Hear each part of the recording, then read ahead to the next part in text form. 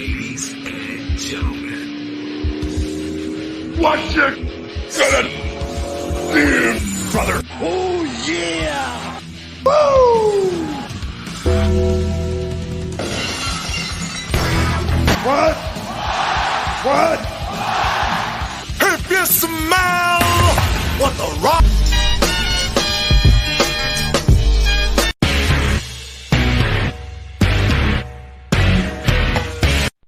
You got the wrong guy. I'm the dude, man. Welcome to another edition of Around the Turnbuckle. My name is the Big Al Boski. His name is Professor Keith, as always. And tonight we are joined by Corporal John Saft from SSW and other places. How you doing tonight, sir? I'm good. How are you? We're doing good. Pre-show, we were talking a little football there, and you let the cat out of the bag that you're a Steelers fan. They got a big win today against the Ravens, against my boy over here, his Ravens. So, how you feel about that? It's a good win. Still undefeated. Always good. Still undefeated, man. They're 7-0, man. They're surprising a lot of people. So we're off and running, guys. So John is joining us tonight.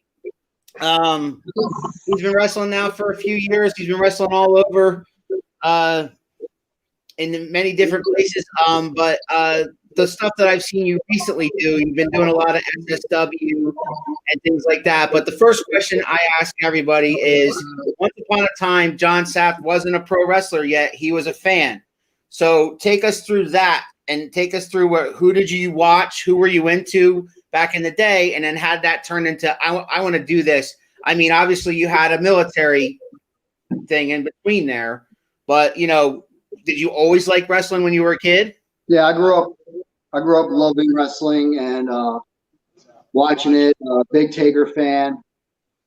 Dean Malenko, Eddie Guerrero, Benoit, technical wrestling. Macho Man. That's my guy. Shane Douglas and Ricky Steamboat. I loved. Just love their in-ring work and watching them. Right. Hogan was too cartoony for me. You just made Keith's day with that statement right there. Yeah, that was pretty much my list. I love all the technical guys and stuff. I love that catch can, grappling kind of style. Yes. Yeah. Yeah, growing up, I watched all of them guys and went to local shows around here, around the Harrisburg area. And that's the thing.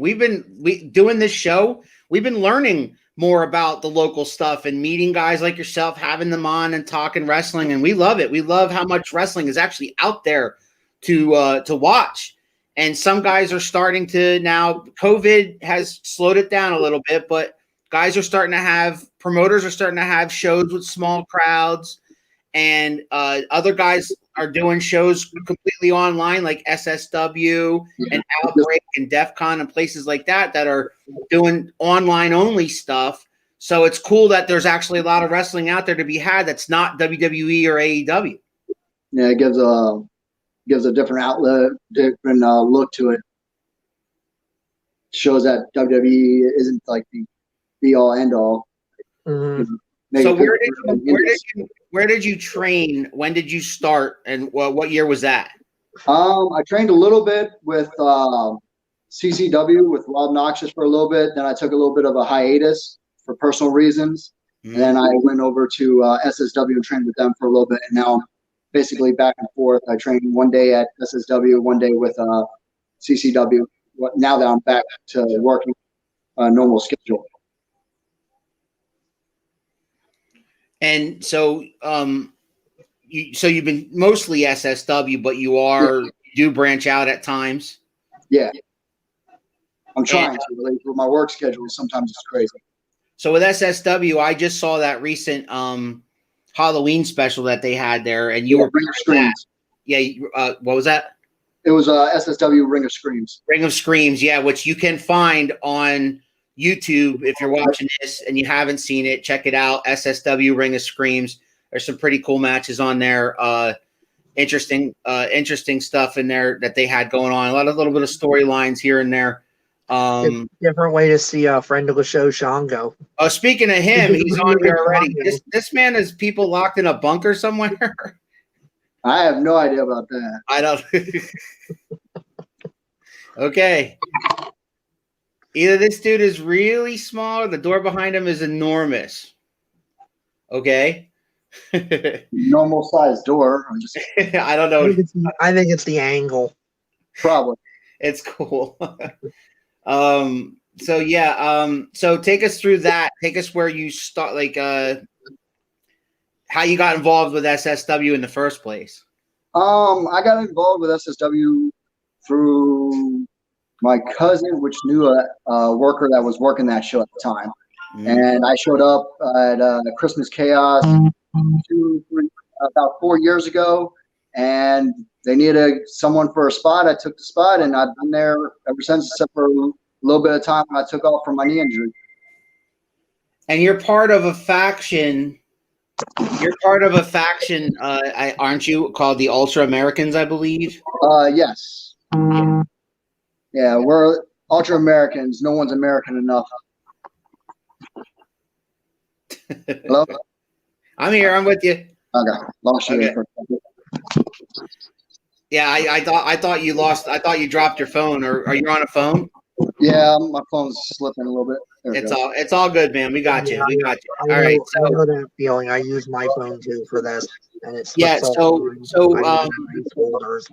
were wrestling for 4 or 5 years. Who would you say that you worked with the best? Who was your, I don't want to say best opponent because that's the wrong word, but like, who did you feel like you had the best, chemistry with? Chemistry with. Well, one of them would be my former tag team partner when I was known as Real Time Saft, which would be Showtime Grind, Jeremy Grind. Okay. He's a good guy. Me and him basically started at the same time training and everything at SSW. He's a good guy to work with. Another guy is Ian Drake, Esquire. He works at SSW mainly.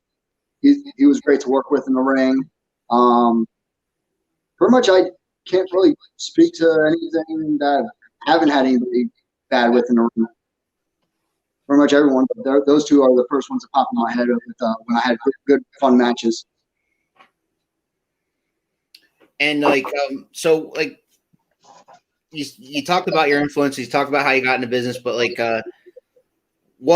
what keeps this going? Like, do you have aspirations to do anything else besides the indie stuff, or do you just enjoy this so much? Because a lot of guys, there are guys that just have so much passion for this, they just want to do it, no matter in what form. If it leads somewhere, great. But some of them want that really bad. Yeah, I'm pretty much like that. Like, I love doing this. It's a great outlet for me, and it's a great business to be in if you work it right. If the opportunity comes up to go make more money somewhere else, I'll take it. Mm-hmm. But right now, I'm content where I am. But if the opportunity comes, I'll take it. Keith, you got any questions?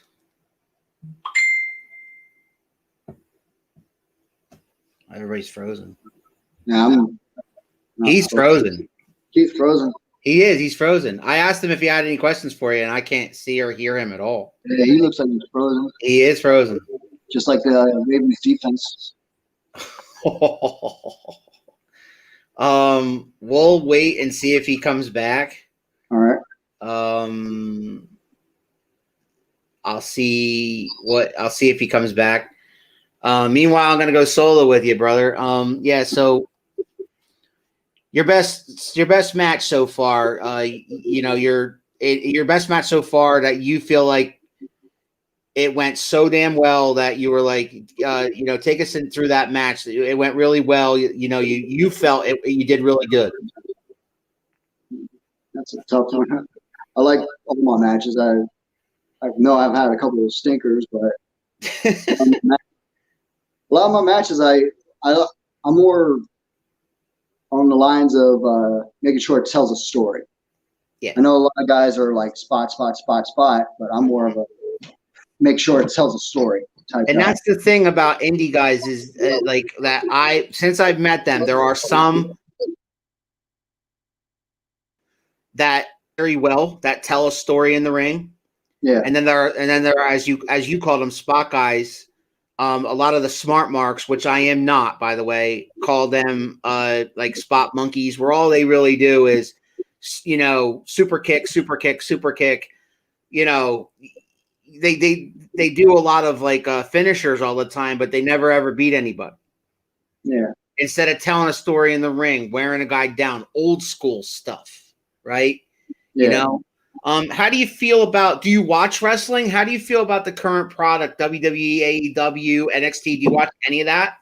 I try to, but with my work schedule, I'm kind of like a couple weeks behind. I'm liking it a little bit, but I wish they would use the other guys better. Like Ziggler, they're not using him in the right manner, I don't think. I love Ziggler. You just made my day saying that, because I love Ziggler. Ziggler, Rude, WWE dropped the ball with Rude. I have thought another one.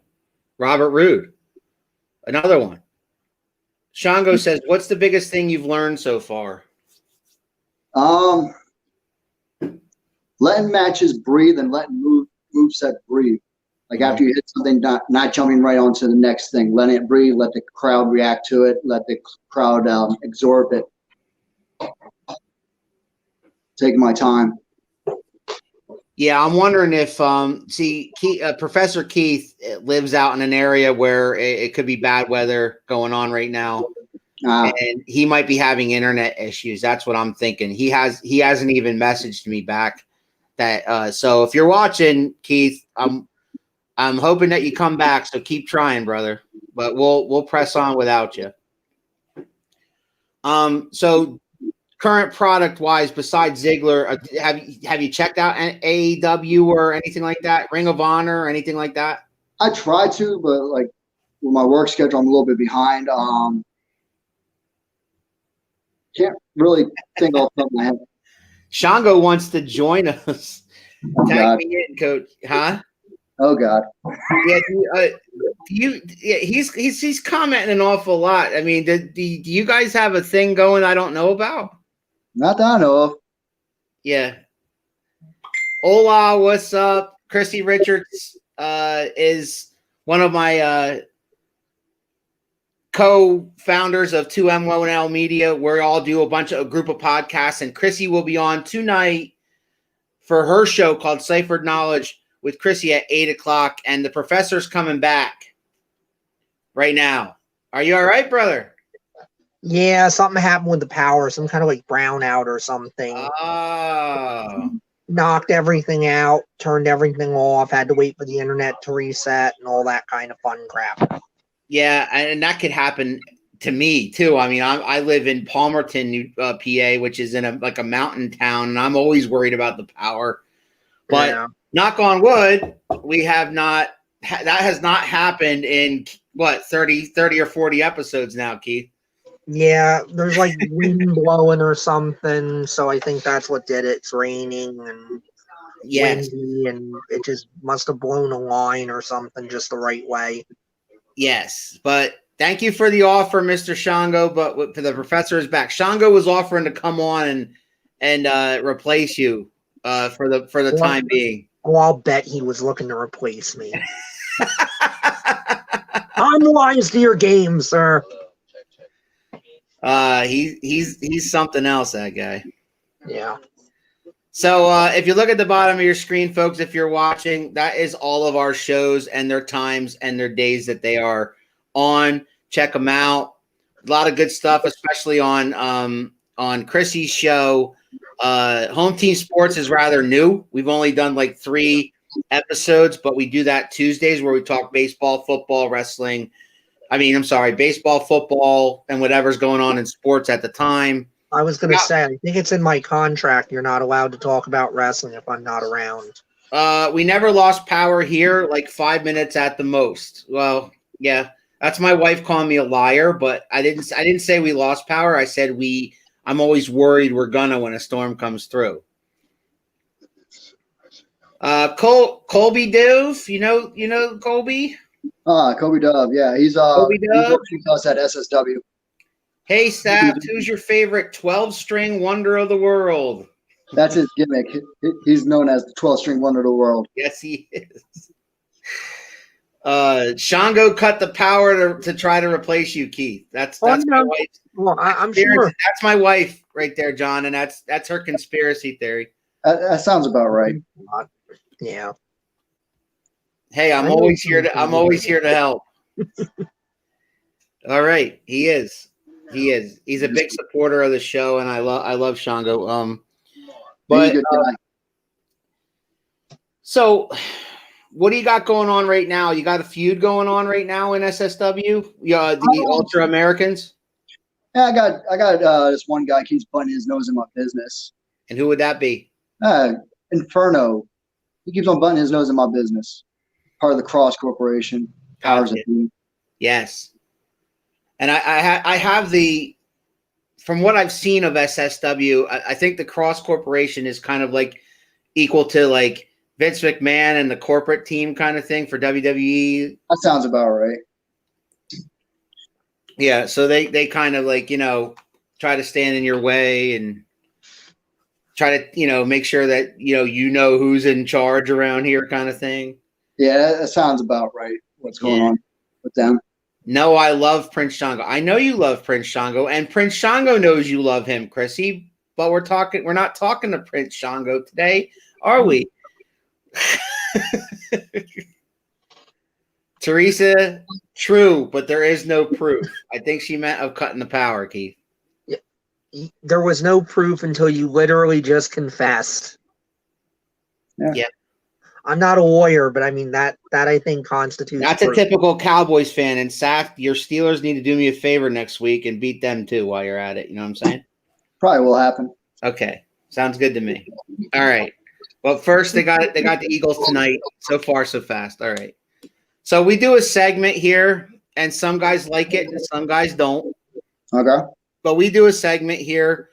The fans seem to like it, and they seem to chime in when we do it. It's a popular segment where we ask you a simple question: if you could wrestle anybody alive or dead that has ever wrestled in a wrestling ring, who would that be and why? And then when you're done telling us that, me and Keith will come up with who we think you should wrestle. Okay. So you first. Who would you wrestle, alive or dead, retired or not, in their prime, and why? Okay. Can I have two? Yeah. Okay. First one would be Sergeant Slaughter. Just so I can prove I'm the better Marine. Marine versus Marine. That's what I was gonna say. Exactly. I think Sarge is underrated. I really do. I think our generation, we remember him from G.I. Joe, and we kind of miss the best parts of his career. Yeah. He had a title run, Keith. Yeah, when he humbled Hogan. Yeah, but that was kind of, Warrior wasn't working and a transition to get it back to Hogan.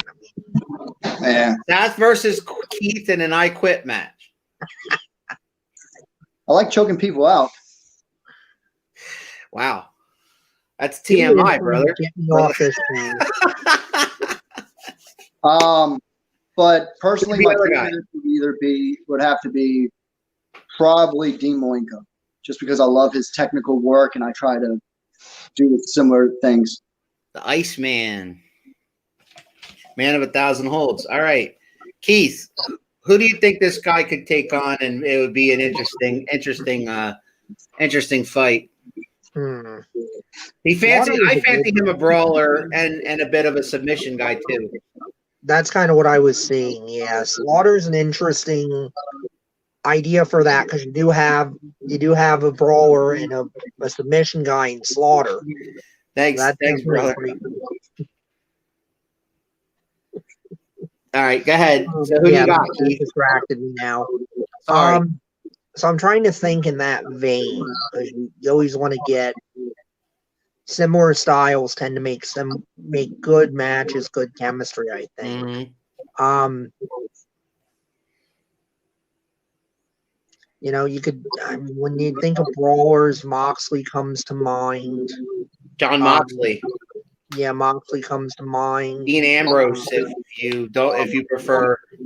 Yeah, that might be where more people know him from. Certainly, more people watch him than obligatory AEW joke. You know what would be a good contrast of styles for John? Because he mentioned him earlier, I'm going to throw him out there, and because he's one of my favorites too, is Ziggler. I think you and Ziggler could light it up because you have a contrast of styles, right? He does a lot of crazy, things, and you're a more ground guy, right? So it would be a contrast of styles. So I think you and Ziggler would be good. Yeah, and Ziggler can actually go to the ground if need be. If he has to, right? So I'm gonna go. I think he had like the most winnings at Kent State or something. Yeah. Yeah. I said the most underrated and underused guy ever to step foot in a WWE ring, my opinion. But I don't know about ever. I mean, Terry Taylor existed. Saft chokes his dates out and calls it foreplay. Don't give my secrets away. Don't give my secrets away, he says. Alrighty. So yeah, that's dream match. And if anybody's watching and comment, why don't you give us some of your G-backs? Saft versus Mongo, as in Mongo McMichaels? I think.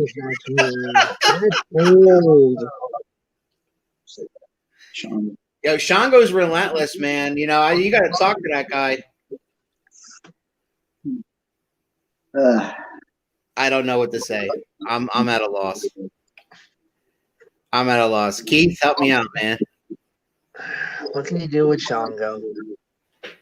Well, I mean, Shango's in a mood because he's scared, you see, because he's got to worry about watching his pathetic Dallas Cowboys with a third-string quarterback named Ben DiNucci, who never anybody ever heard of, play against the Eagles, who are getting a lot of guys back from injury. So, I mean, he's worried. He's scared, Keith.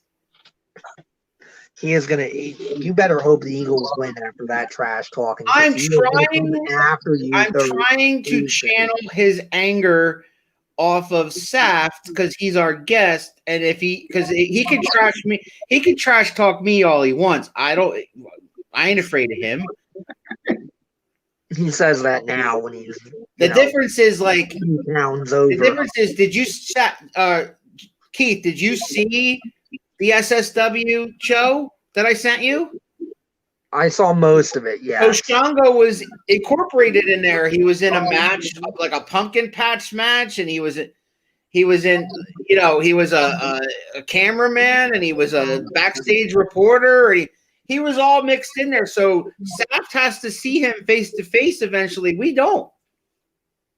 That is true. I don't have to see him.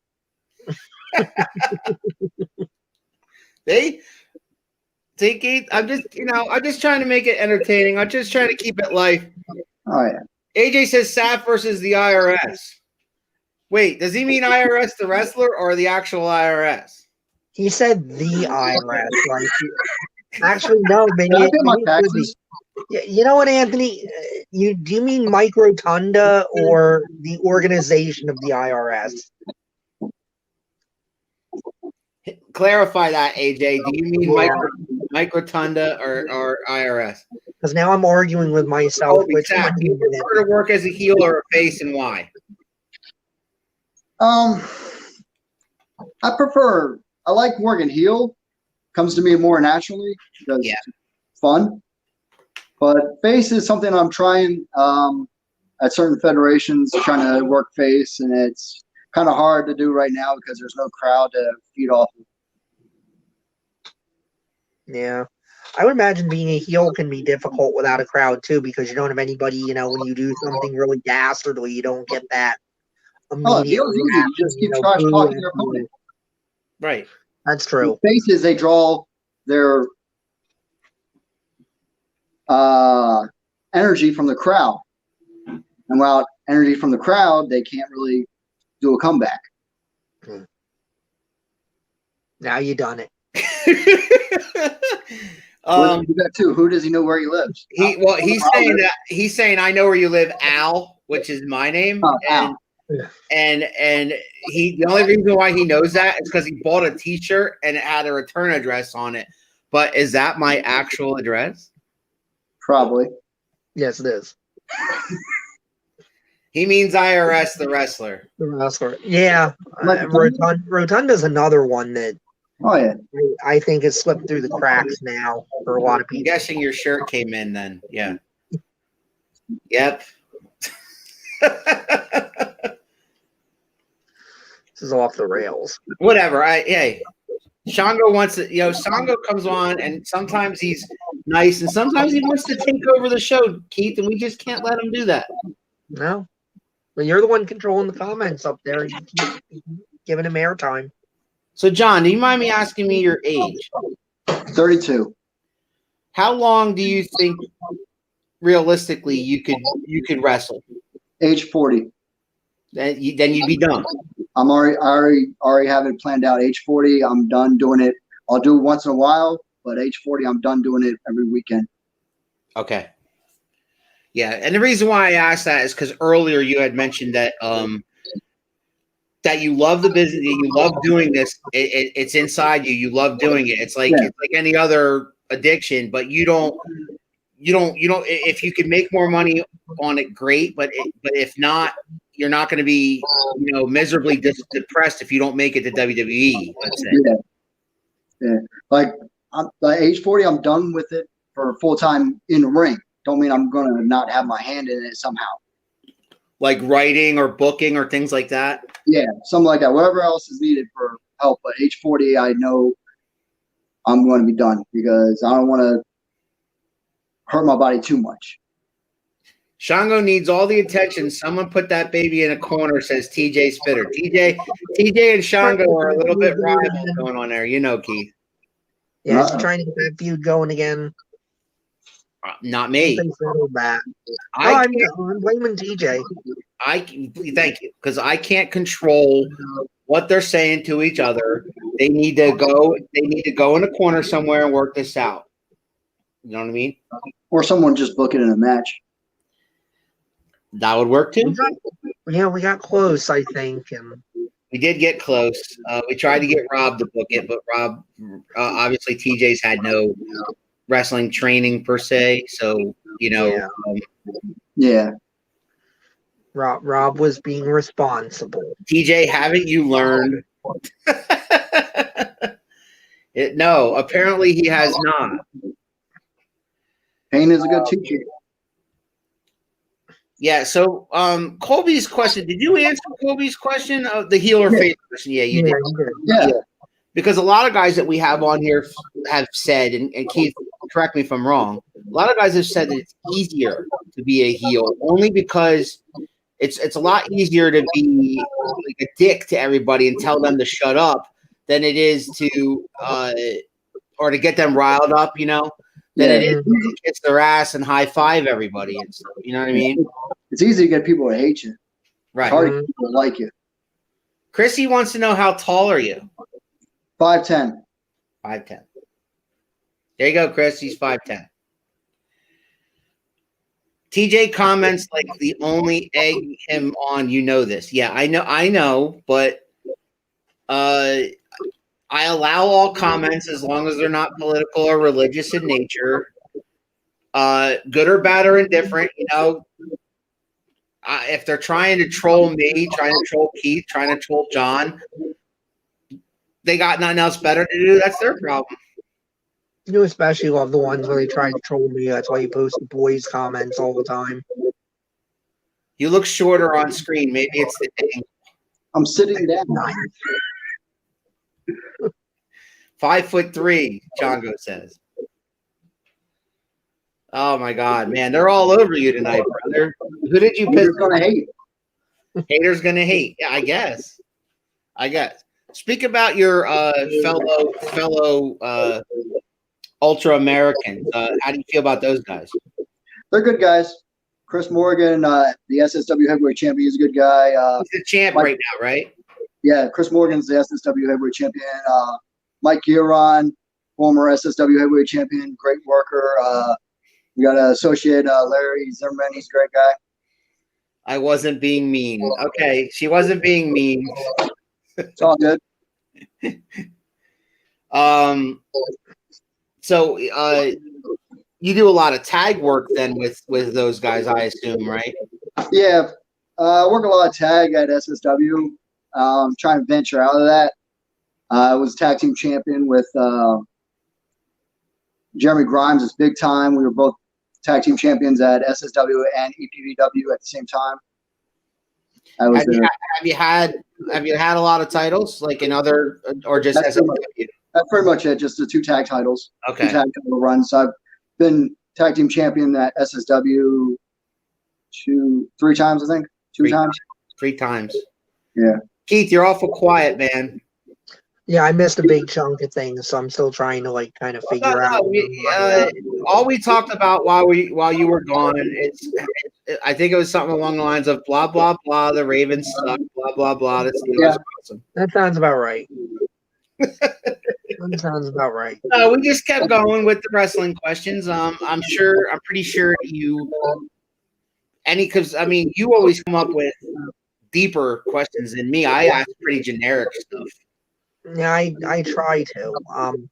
So I mean, right now, is that kind of an aspiration you have, is to go after the tag titles again? Is that kind of a focus for you, or are you feeling like I like having that in my back pocket, but I really want to try to be more of a single right now? Right now, with my career, I want to be more singles guy, but pretty much I'll do tag or whatever. Whatever they want you to do. Yeah, whatever once I'll do. Yeah, because I mean, tag kind of it's kind of a different discipline, right? Because you have to know your partner. A lot of guys that have been in tag teams for a long time, they kind of describe it like you're married. Yeah, it all depends on like the chemistry. Like, it's just not chemistry with your opponent. You have to have chemistry with your partner. Right. You mentioned one of your influences being the Undertaker. Yeah. A lot of guys' influences, so much more about his longevity, his work ethic, the way he was with new guys, like, taking bumps for guys. I mean, I heard stories about stuff he did for Cena, for Kurt Angle, for even Cody Rhodes. Tells a story one time where he was in a Royal Rumble and Taker took a bump for him, which he didn't have to do. Yeah. We just had Halloween yesterday. Speak about the Undertaker. What did he mean to you? What were some of your favorite matches with him? And how did you feel about his retirement? Did you see The Last Ride documentary? He's not retired. He's saying he is. I've seen The Last documentary. I'm more of a fan of his in-ring work, his early ring work. Yeah. Because I wasn't a Hogan fan. I was pretty much everyone else fan. Right. And he just talks. He just something about him just resonates with me. And then all of his big support with the military and everything really meant a lot to me and everything. He did a lot of those shows. What do they call them, Keith? The tribute to the troops. I think he was on almost all of them. What was that? Tribute to the troops. Tribute to the troops. He did a lot of those. Yeah, there's especially when he was Biker Taker. He was over there a lot. Yeah. Yeah, and he's. I just think he's the greatest character of all time. Yep. And he has to be on anybody's Mount Rushmore in wrestling. I don't care what you say. Yeah, he has to be up there. Yeah, because you know what I mean. There's guys that drew, but I mean, what a run you're talking. I mean, he wrestled before he came to WWE, and he was in WCW and as Mean Mark and things like that. That was him getting, from the green stage to finding out who he was, and then Vince McMahon gave him this character, and he just took it to unbelievable heights, and I mean, had some amazing moments over the years for 30 plus years. I'll put it this way: as a veteran, we get free tickets to all WWE live events. Mm-hmm. But was it 3-4 years ago when he made an appearance on SmackDown right before Survivor Series? I knew he was going to be there, I bought a ticket just to make sure I could see him. That's how much of an influence he has. And that was up in Wilkes-Barre, Scranton. Yeah, I have seen him live, and that that cliche wrestling fans talk about where when the lights go out and it just seems to get colder in the arena. They do that on purpose. Like they do. 5-6 minutes before he came out, they got cold in that arena. I'm like, started getting colder. I'm like, Taker's coming, and like everyone around me was like, "What are you talking about?" I'm like, "Taker's coming." Yeah. Good enough. Dong. Right. They turn the temperature in the building down, and you just get this chill feeling. And then the music hits, and Keith was at WrestleMania with me, WrestleMania 29, when he took on CM Punk. Mm-hmm. And Keith was a lot closer than me. I was sitting in a different area. I was actually up above the stage, so I was so cold up there in MetLife Stadium that when the pyro came up for The Undertaker and the fire was coming straight up in front of me, I was like, thank you. Yeah, many moments with him. He's influenced so many people, and I mean, I hope you're right that he's not retired, but I how much more can he do? He doesn't have to do anything ever again. He doesn't need the money. He doesn't need the credibility or nothing. But diehard Undertaker fans hope he's got one left in him. Yeah, he's got one left. And I'm sure he does. The right person. I don't think he needs to do it. I think it's going to be Survivor Series this year. No, he's showing up at Survivor Series. That's true. Because that's the 30th anniversary of his appearance. Yeah. But that doesn't mean he's wrestling. He could show up now and again. I mean, even Hogan and Flair show up now and again. I'm just saying I don't think he's ever going to wrestle again. I think he's got one good one left in him. We'll see. Yeah. I know he's telling people he's done, but he's also saying his wife doesn't believe it because she feels like Mania is going to come around again and he's going to change his mind. I don't know, because I felt like part of doing the last ride was him trying to sort of get rid of all the mystique and kind of slam the door on it and be like, even if I want to come back, like I've exposed everything now. I'm so out there and they know the human being behind it more now. So kind of make it's almost an insurance policy to stop himself from trying to come back. Yeah, and I honestly have torn feelings about it. Of course, I'd want to see him one more time in a match, but if he just shows up for a moment at Survivor Series to mark his 30th anniversary of his appearance, I'm cool with that. He doesn't have to wrestle anymore. He's earned that big time. Oh, yeah, definitely. So, me and Keith, the current product. Oh, we got a question. Hold on. What's the question? Heather says, who would you like your last match to be with, and what kind of match would it be? I guess she means, because we were talking earlier about how you're going to wrestle till you're 40. Mm-hmm. So if you could choose your final opponent, who would that be, and what kind of match? Good question, Heather. Mm-hmm. That's a good question. It'll be a I Quit match. I know that. Because submission's up your alley. Exactly.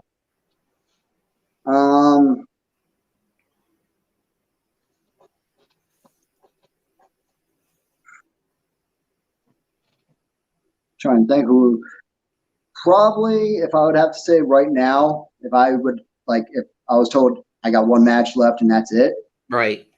Probably, I would want it to be Drake. Ian Drake.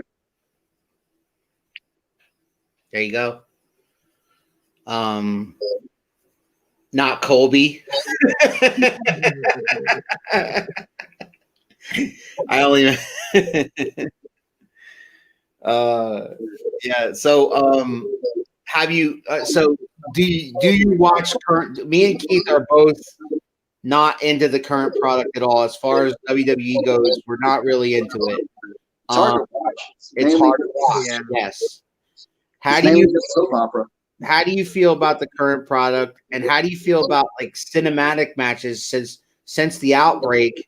There's been a lot of cinematic matches. Now, Keith and I both agree that Undertaker versus AJ at WrestleMania was pretty cool.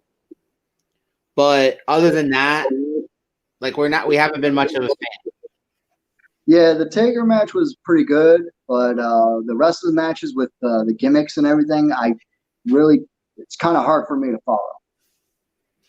But then again, like once you get in the business, you actually look for certain things, and it's actually kind of hard to be a fan, and actually hard to watch as a fan once you actually know once the curtains pull behind. Right.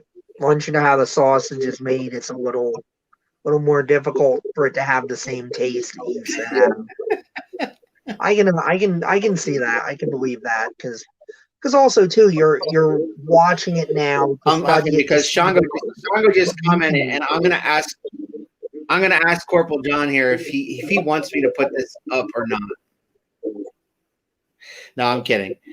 I was gonna say now he's gonna be curious. He's gonna like put it up. I want to see. Yeah, John don't care. John, you don't care. Saft versus Colby air guitar, last man standing. How would you even book such a thing? Like I don't know. They just air guitar until like somebody passes. Hey, I'm not the booker. I'm just a worker. I don't gotta make it make sense to the fans. I just gotta do what their booker wants. So exactly. Yeah. Exactly. But yeah, I've never, you know what? I'm so glad that Shango brought up the last man standing match, Keith, because I don't know if I've ever told you this. Mm-hmm. Freebird.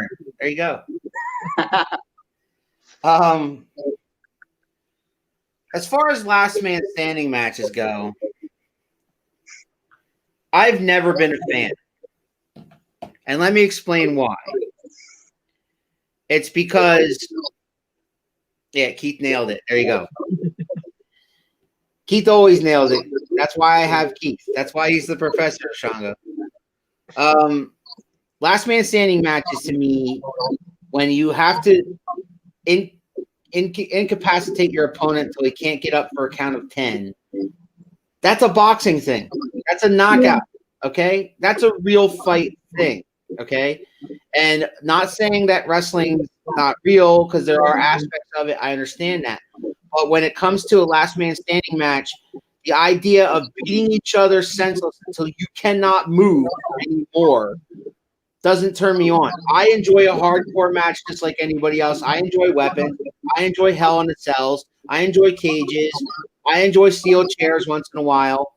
It doesn't have to be all blood and guts. It doesn't have to be a death match kind of thing to turn me on. I'm like, last man standing matches to me, when they announce it, I don't go, ooh, a last man standing match, because I'm not a big believer in it as far as professional wrestling is concerned. I think you need the right story. Yeah. You know, I think a lot of things are like that. And I tend to like the idea of Texas Death better than Last Man Standing, where, you know, and really the only difference is if it's a Texas Death, before the referee does the 10 count, you have to pin your opponent. Right. So realistically, they've got to be out for a count of 13. Right. You know, and the Funks know how to do it. I mean, there was a famous one, it's on YouTube, with Terry Funk and Eddie Gilbert that I thought was done really well. And I mean, I think that's what it is. And that's to me is kind of the case with anything, is if you have the right story, it's going to elevate whatever your stipulation is, unless your stipulation is just completely out there, bonkers batshit. If you got the right story of two guys that don't like each other, or four guys, however you're doing it, you know, because you can do it with tag teams too, obviously.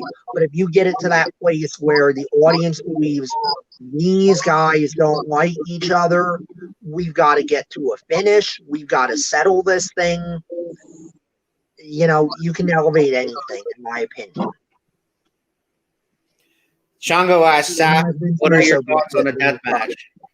Almost any match, as long as you got the right guys in there and tell the right story that leads up to like a big match, like a death match, cage, last man standing, I quit match. As long as you build it right, it should be able to tell, and you got the right guys in there to tell the right story. Everything should work fine. I never had a death match yet. I think the only stipulation match I've had would be a submission match, which I technically lost, but the guy cheated, so whatever. Well, so yeah, I agree to you guys to an extent about it needs the right story leading up to that kind of thing. But like I said, it's last man standing is a death match. Okay, Keith, I do like the Texas death matches. I admit that. I used to like the Texas. I used to like the bull rope matches and things like that. But there's been so many gimmick matches over the years that have not worked that I'm like, no, that's not going to work. Yeah. But and they've overexposed a lot of things. But last man standing to me has never been a big like, ooh, I get all excited at last man standing, to end a feud in a cage, end a feud in a Hell in a Cell, end a feud with a hardcore match. That's fine. You want a street fight kind of thing, but last man standing where one of them's like dead at the end, or maybe they're both down and one barely stands up at the last second. It doesn't turn me on. Yeah, the problem is you've overexposed so many of those other steps. You almost have to go to something like last man standing for finality now. And I know I'm pissing off Rebecca Payne. I hope she's not watching because Rebecca Payne is the queen of the death match. And so, Rebecca, if you're out there, we love you. She's sending me pictures. Keith, she's been sending me pictures all day of her bloody face because she was just in a death match tournament this weekend. Oh, yeah, that's right. She did tell us she was going to be doing that. Oh, my God. And the pictures that she's been sending me is ridiculous. I'll send them to you. Her face is just crimson red from here down. It's red. Yeah. It's just you can't even see her. You can barely see her eyes. I don't mean any offense to her or anybody that's doing that too, but that's part of it too. Again, where like when you turn the street fight or the hardcore match into a tournament or into that's just what I do. That's my style. For better or for worse, that tool comes out of a toolbox for other people to use to say, no, this is when things get out of hand and we have to just say, let them fight it out. I think you could almost go back to the unsanctioned match more at this point because so many people haven't really seen it where you do the thing, the promoters saying, do whatever, we're going to provide you a ring and you sign your waivers and you're done. Well, that doesn't mean that I can't share them with Keith. Like Keith's a fan. All right, just really, really. He's on it tonight, man. He's on it tonight. I'm serious. He's on. He's a big supporter of our show, John. Oh yeah. He's on every show, commenting every show, and we love that. We love that. But tonight he's on something. I don't know what he's on, but he's on something. He took a big old dump in his cornflakes today. He might be a Ravens fan. No, he's a Cowboys fan. That's even worse. Yeah. Like I said, we'll see how that goes tonight for him. But I digress. Here we are. So we're getting close to the end of this thing, man. They're all going to do something different today. Keith, I'm going to do something different. Does Corporal John Saft have questions for us? Wasn't ready for that one. Have you guys got in the ring and bumped her all? No. We are fans. I have been a fan of professional wrestling since I was probably 5 or 6 years old. and I am 40. I will be 45 in 2021, so that's almost 40 years. My influences back in the day were guys like Mean Gene Okerlund and Howard Finkel, because I wanted to be a ring announcer or that guy behind the in the backstage interviewing guys. That's what I wanted to do. I never was an athlete except for baseball. I did play some baseball, but I never saw myself ever doing this. I never saw myself ever being I was just an Uber fan. And I was taken to Agricultural Hall in Allentown, Pennsylvania, and I saw Hulk Hogan and Hulk Hogan and Andre the Giant teaming up against Big John Studd and King Kong Bundy. And when those guys walked behind me, now we're talking 5-6-year-old boy. You can imagine how big they appeared to me, because they look big to a normal adult male. You know what I mean? So I was hooked. I was hooked on those guys. I was hooked on Roddy Piper. Macho Man was my guy. Just like you, John, I was anti-Hulk Hogan. I wanted Macho to beat him. I wanted Warrior to beat him. I wanted, anybody that went up against Hogan, I beat him. I was a fan of Hogan in the beginning, but then right around the whole Macho Man thing, when there was the Mega Powers and they exploded, I took Macho's side on that one, and I left Hogan behind, and I left him ever since. So, but I do respect Hogan and what he did for the business. Rick, and then in WCW, I always loved Ric Flair and Sting and Lex Luger, Harley Race, all the old time guys I got into. Now, fast forward the Attitude Era. That's when kind of Keith came in the early '90s, before the Attitude Era. He saw a guy called The Undertaker, right, Keith? Yeah, well, I saw him well before that. I got in late '92.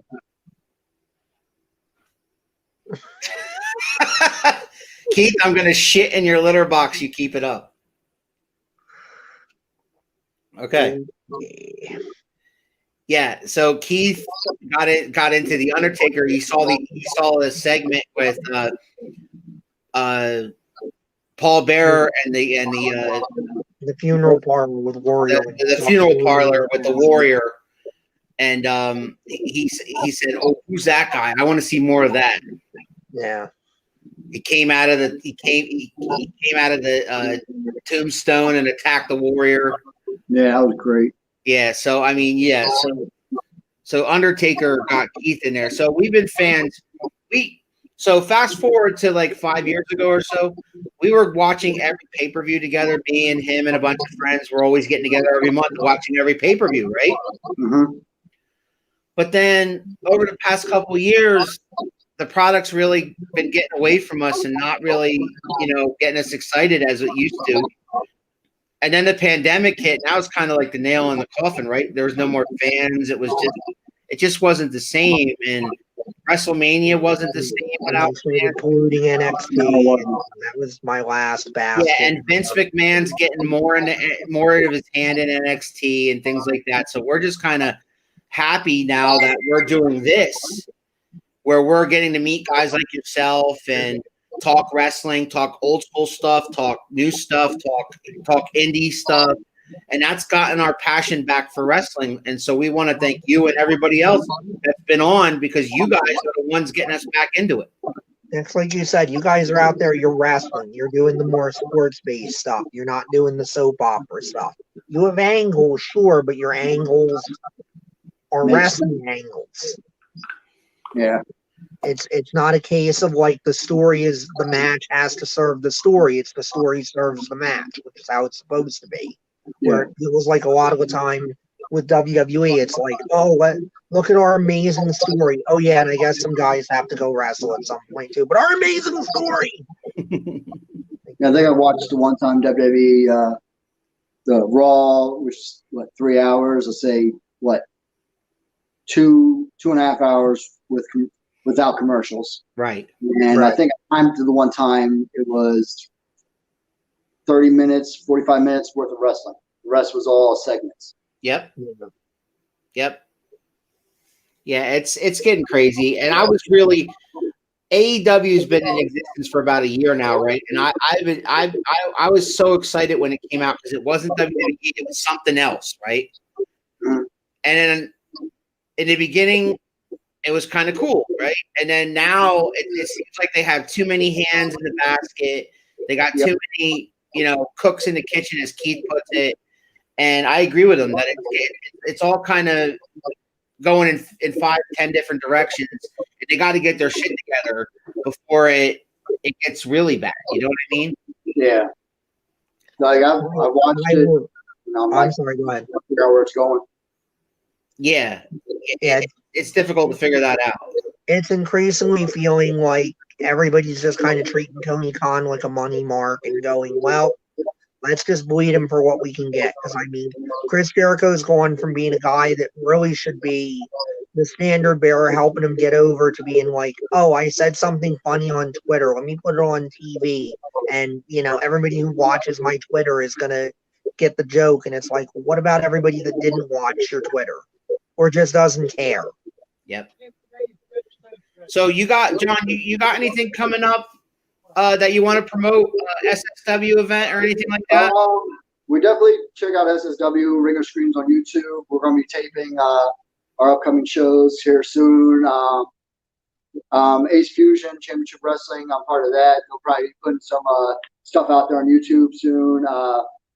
Definitely check out, I know CCW got their annual Black Friday show and their Saturday show out in, I think that's out in Lebanon, I want to say. Probably look at their Facebook pages and to get more information about that. But you never know where I'll pop up. Pretty much if I get a phone call, I'll probably go. Yeah, so if you want to see SSW Ring of Screams, guys, go to YouTube, search SSW Ring of Screams. I personally watched the whole thing. I sent it to Keith. He watched bits and pieces. It's really entertaining. It's fun. It was a really good special, really good show. I love how you guys are doing online stuff because a lot of guys can't get, crowds yet, and I understand that, and it's rough and tough to do that right now. Some local places are doing it, which is great. So look up. I encourage everybody, and we do this every show, support your indie, support your local wrestling, because they do it not to get rich, but they do it because they love this business. SSW Ring of Screams is on YouTube, and if you subscribe to SSW, you'll see plenty of John because he is part of that. Keith, you got any parting gifts?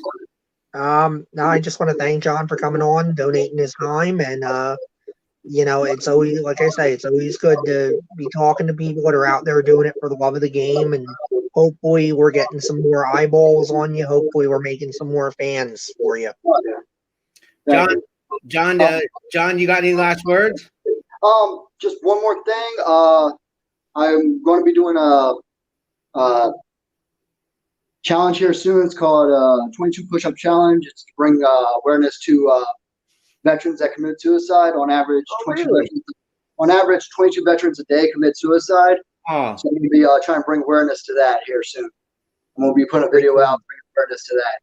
So that's awesome. That's awesome, man, that you're doing that. That's great. Yeah. That's fantastic. Usually I try to donate a portion of my merch sales to certain organizations. I'm not going to put them out there because don't feel comfortable doing that on this platform. Right. But yeah, if you can, do your own research. Donate to, if you want, donate to a organization of your choosing. Yeah, my brother was in the Army, and he does do charity work for guys that suffer from PTSD and all that, guys like that. Yeah. So yeah, if you get involved with that, man, that's amazing that you guys.